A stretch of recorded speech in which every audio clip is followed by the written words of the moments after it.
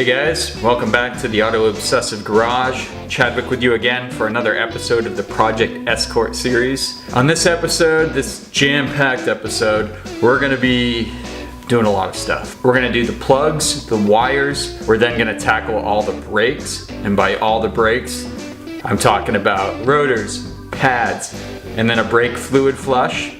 So that'll be all fresh and new by the time we're done with it. So we're gonna do all those items on this episode, and the car should be mechanically at that point pretty well sorted. So let's get to it. Let's get to work, guys.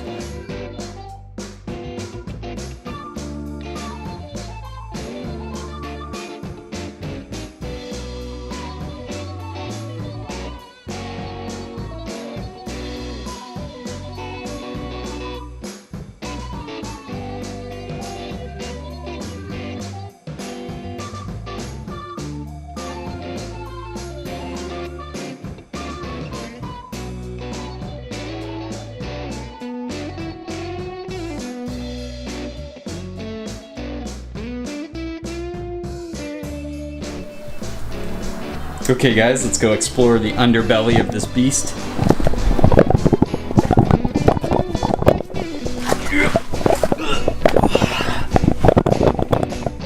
So the first thing I noticed was the oil pan area here is definitely coated with a thick coat of really greasy old looking oil.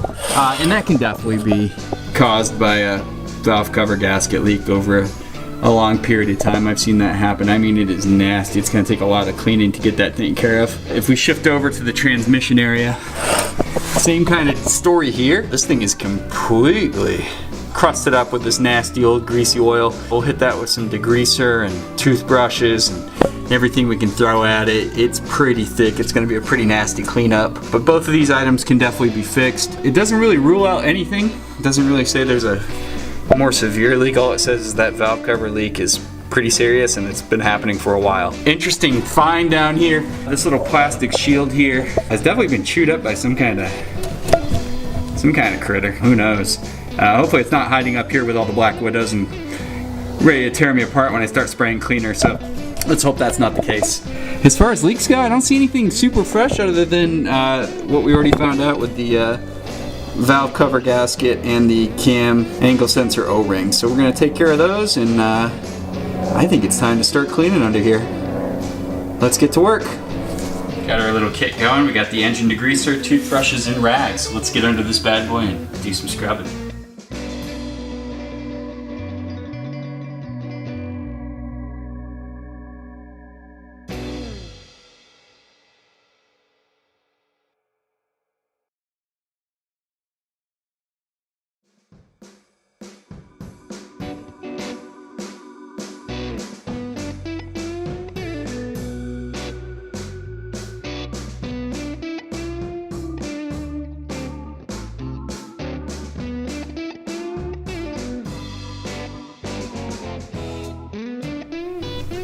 Hey guys, I've reached my threshold for scrubbing and dubbing today. I can barely hold a toothbrush anymore. As you can see, it looks like the oil pan and transmission are actually made of aluminum, so they're not just black and covered with gunk anymore. So good first day scrubbing under here. There's still a bit more to do.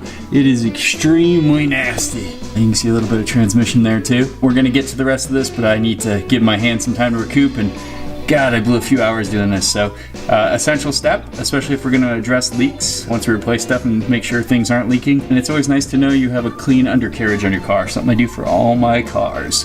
So put this day in the books and call it overall pretty successful. Time to clean up the garage and move on. All right, we're going to get under here, continue our degreasing process. As you can see some exposed metals, so you can see we're certainly making progress here. We're going to go ahead. The transmission's pretty nasty, and the big part of doing something like this is just to make sure in the future if there's any leaks, or if there's any leaks I missed right now, it'll be very evident because everything will be clean and you'll see the fresh oil where it's gone. It's hard to tell when something has decades of grease and grime all over it. So we're going to get in here, clean this up. It can be pretty time consuming, but it's well worth it in my opinion. So let's do it. Okay, that's enough scrubbing for now. God, I put quite a few cans of engine degreaser under here, so it's looking a lot cleaner. This is all coated with years of oil leaks and whatnot. So, okay, all cleaned up for now. On to the next job.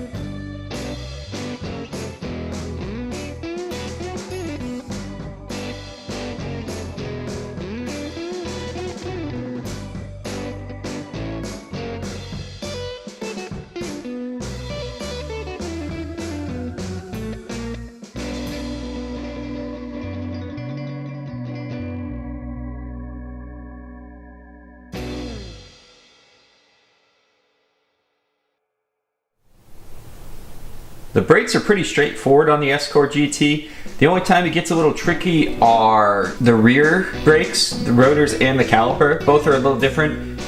The first thing you'll have to do is tighten a bolt on to separate the rear rotor because it's probably locked on there pretty good. Then you want to also back out these two brass screws that you can see here and here. You're going to need to back those out. Probably going to need something pretty strong. I'd use my electric impact to get it out. The other thing also is when you go to retract the caliper piston, you cannot do it by force, and it does not use one of those key, the two-prong kind of brake disc caliper reset things. On the Escort GT, it's a little unique. There's a 14mm bolt on the rear of the caliper.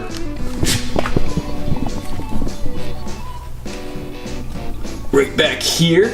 Hard to see, it's kind of out of the way right now. But you need to back that bolt out, and under that is an Allen key slot. And you take the Allen key and back the caliper out that way. So that's how you do it here. Apparently if that Allen key screw falls out, you can just screw it back in. And that's the only way to retract the caliper piston on the Escort GT rear brakes.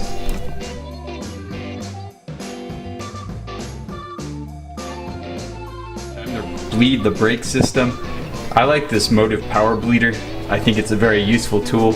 I can do brake jobs really quick with it. And I have the universal top, or the universal cap, if you will. And that can be a challenge, sometimes getting this attached. It pretty much just uses a chain and a couple wing nuts here to tighten the whole system down. Just make sure it's on there nice and firm.